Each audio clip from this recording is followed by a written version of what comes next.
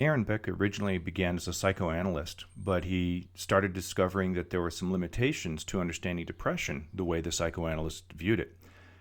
And so he ended up becoming known as the father of cognitive therapy.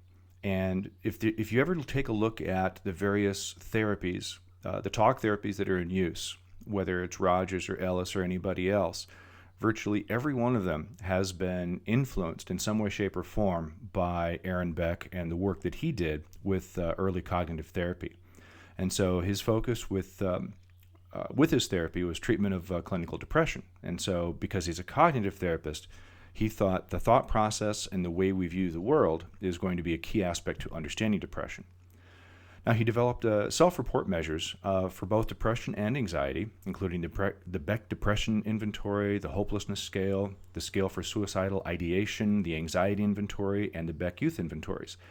He was very prolific in that sense to figure out what the thought processes were of his patients and find ways to, by just using a pen and paper response system, to figure out where they were and how severe and how distorted their thinking actually was.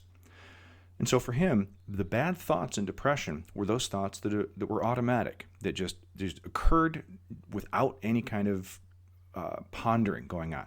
And so they were automatic thoughts about self, about the world, and about the future. These automatic thoughts created what Beck called distorted thinking. And this distorted thinking changed how a person perceives the reality around them. And so as part of his cognitive therapy, his goal was to help the patients identify those thoughts, evaluate those thoughts, and in the process of evaluation, help the patients understand that they were not helpful thoughts and that they needed to be changed. They needed to be modified. They needed to be replaced with better, more positive, more effective, more thoughts that were just more helpful in terms of understanding both themselves and the world around them.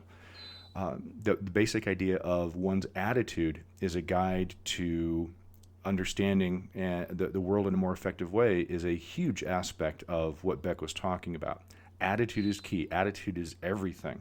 And so his key thing was identifying and evaluating the thoughts and changing them from negative thoughts to positive thoughts.